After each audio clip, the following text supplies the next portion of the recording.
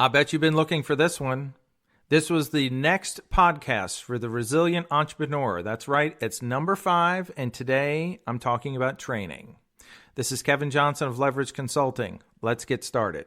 So, as I said, today's podcast is about training. And many of you, again, owners, leaders, managers, team members, most of you are back to work, and many of you are probably in this mode of, we need to make up for some lost time here. The cool thing is, many of you are having really, really good weeks, days, months, and some of you, again, we're kind of looking back and saying, maybe you had to shut down for 6 weeks. You may have had to shut down for 10 weeks. It's, all around the country and even in your own local economy, it's very different. And people restarting has looked very different around the country. So some of us may look and say, we just need to do what we do it efficiently, and we really don't have time for training. We don't have time for meetings. However, I would, at this point, bring to you a quote or a little, just something that I am a firm believer in. And that the quantity and quality of your team meetings are going to be directly proportionate to the success your business is going to have now and in the future. It was interesting, over the 20 years that I've been coaching and consulting with various businesses, practices around the country, I have seen this ring true every time. And one of the best examples I had was a client that I worked with over the course of a year, and this was a multi-specialty dental practice. It was a 7-day-a-week practice. The hours were 8 to 8 Monday through Friday and 8 to 4 on Saturday and Sunday. To say the least, they were busy. They were really very fragmented, not a lot of teamwork, a lot of people working in silos, it was just a collection of really good people, but not a team. And the practice owner flat out refused to have team meetings for the longest time. Many owners and managers, they don't like team meetings for a lot of different reasons. Many times it's because team meetings they've just blown up. They've been negative. We have nothing to say. There's a lot of different reasons. But for the most part, this owner practitioner decided that team meetings he just didn't have time for it, and it was going to cost him money. And I get it. I mean, that's a legitimate thought and statement. However, you should be looking at team meetings in terms of, what type of ROI am I going to get when I turn this team loose? Once I have a meeting with them, what am I bringing to this meeting that's going to generate an ROI for the team? Sometimes those ROIs could literally be measured with basic math. Some of those ROIs are a little bit more intangible. It's tough to measure morale. It's tough to measure customer service, but you can certainly measure collections and production and things like that.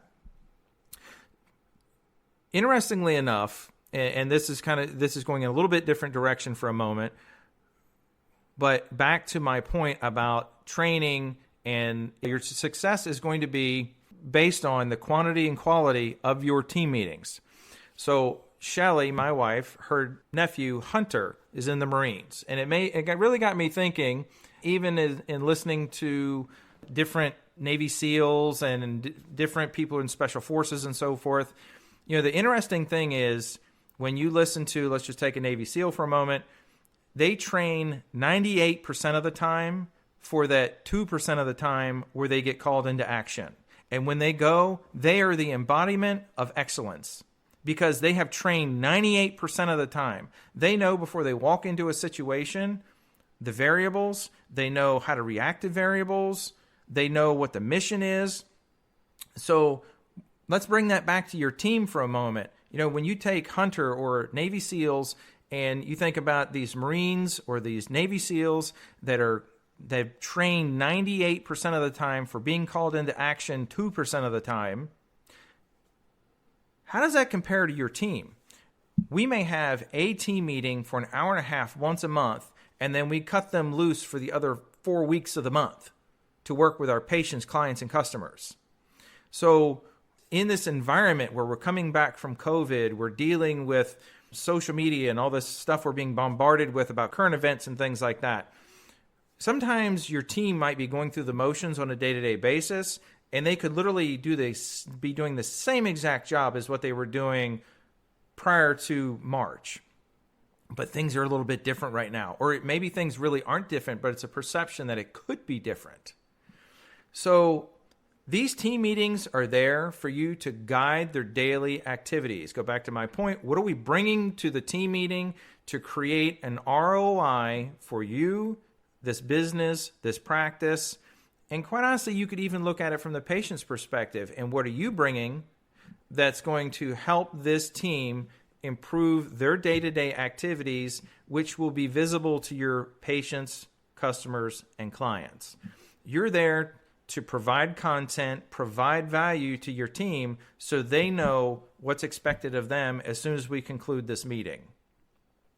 So that means we may need to, from one meeting to the next, you may leave this meeting today knowing what we're going to do at the next one. You may leave this meeting today and keep a journal of all the things that need to be covered with this team at the next team meeting.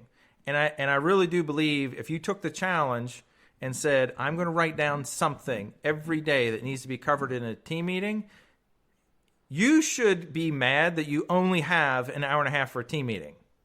And when you have these team meetings, this is about communication and clarity. You can communicate things. If you're not seeing the activities as a result of presenting things to your team, then maybe we need to change up the delivery a little bit. So sometimes it's about delivering it. And if you get the complacent head nods, then obviously it's not getting through, or they're not buying into what you're saying, or they're uncomfortable with what you're saying. So if you've challenged your team to do something different, if you've challenged your team to ask for reviews, if you've challenged your team to ask for referrals, if you've challenged your team to collect money, it could be any number of things. Those complacent head nods happen because either they're not buying in or they're uncomfortable. But that's the whole point of having the team meeting, is for you to communicate how they can achieve the objective, and you're there to create clarity. You're there to also be a support, so they know if they try it and they fail, they can come back to you for help. If they try it and they fail, they learn from it and they do it again. It's not that we try something once and it didn't work, because I can assure you, we wouldn't have light bulbs, we wouldn't have Microsoft products, we wouldn't have Amazon. They all failed along the way. And anything we would ask a team member to do is not inventing the light bulb, I can assure you. Anything we're asking them to do has probably already been done millions of times before. It's just the first time they've done it. And we need to make sure that they understand how to do it, and that there's a support structure there to help them if they need it. So that, my friends, was your next Resilient Entrepreneur podcast. It's all about training. Yes, you need to have it. I highly recommend a monthly team meeting, bare minimum.